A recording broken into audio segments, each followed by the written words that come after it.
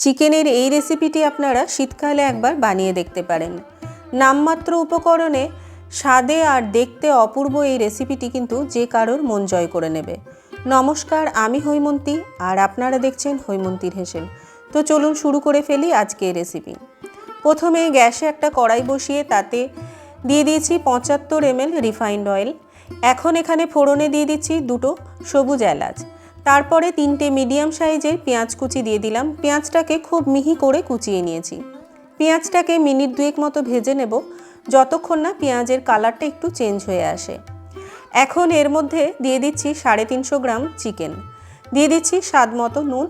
এরপর চিকেনটাকে পেঁয়াজের সঙ্গে ভালো করে ভেজে নিতে হবে।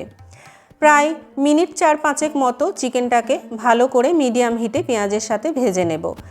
এখন এর মধ্যে দিয়ে দিচ্ছি 1 চামচ আদা বাটা আর 1 চামচ রসুন বাটা, আর দিচ্ছি খুব সামান্য পরিমাণে হলুদের গুঁড়ো।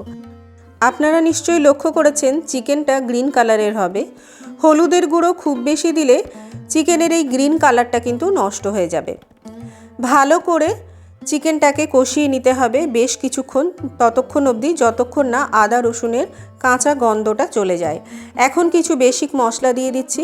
1/2 চামচ জিরের গুঁড়ো আর ধনের গুঁড়ো দিয়ে আবারও বেশ কিছুক্ষণ ভালো করে কষিয়ে নেব।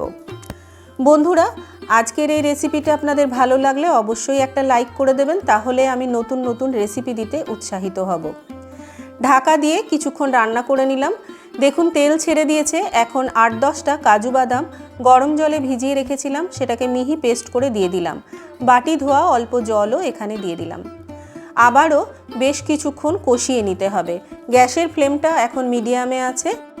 1/2 চামচ কালো গোলমরিচের গুঁড়ো দিয়ে একটুখানি কষিয়ে নেওয়ার পর ঢাকা দিয়ে চিকেনটাকে রান্না করে নেব, ততক্ষণ অবধি যতক্ষণ না চিকেনটা সেদ্ধ হয়।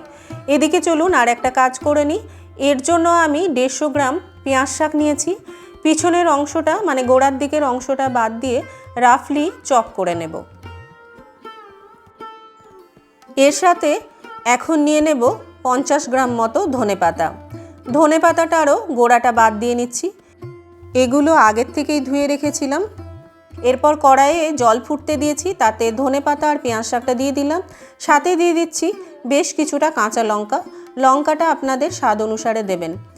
1 মিনিট মতো ফুটিয়ে নিয়ে গ্যাস বন্ধ করে দিলাম। এরপর সঙ্গে সঙ্গে আইস কিউব দেওয়া জলের মধ্যে পেঁয়াজ শাক আর ধনেপাতাটাকে ট্রান্সফার করে নিচ্ছি। এরপর একটা গ্রাইন্ডিং জারে ধনেপাতা পেঁয়াজ শাকটাকে তুলে নিলাম আর দিয়ে দিচ্ছি 1.5 চামচ মতো লেবুর রস। সমস্তগুলোকে খুব মিহি পেস্ট করে নিতে হবে। এখন চিকেনটাও সেদ্ধ হয়ে গেছে। এরপর এখানে গ্রিন পেস্টটা দিয়ে দিলাম। দেখুন গ্রিন কালারটা কতটা সুন্দর এসেছে। আইস কিউব দেওয়া জলের মধ্যে শাকটা গরম থেকে তুলেই সঙ্গে সঙ্গে দেওয়া হয়েছে বলে এই সুন্দর কালারটা এসেছে। এখন 2 মিনিট মতো হাই হিটে ফুটিয়ে নেব। খুব বেশিক্ষণ ফোটালে কিন্তু সুন্দর এই গ্রিন কালারটা নষ্ট হয়ে যাবে, তাই আগের থেকেই খেয়াল রাখবেন যেন চিকেনে গ্রেভিটা কম থাকে। আর যদি গ্রেভির জন্য আপনাদের জল লাগে তাহলে শাক ধোয়া জলটা ব্যবহার করতে পারেন। 2 মিনিট ফোটানো হয়ে গেছে। আজকের আমার এই বেগমতি চিকেনের রেসিপিটি কিন্তু তৈরি হয়ে গেছে। তাহলে কেমন লাগলো আজকের এই রেসিপি? বাড়িতে ট্রাই করে আমাকে কমেন্ট করতে ভুলবেন না। আপনাদের মূল্যবান মতামত আমাকে নতুন নতুন রেসিপি দিতে উৎসাহিত করে। তাহলে দেখা হচ্ছে নতুন আরও একটি পর্বে। ভালো থাকবেন, সুস্থ থাকবেন। ধন্যবাদ।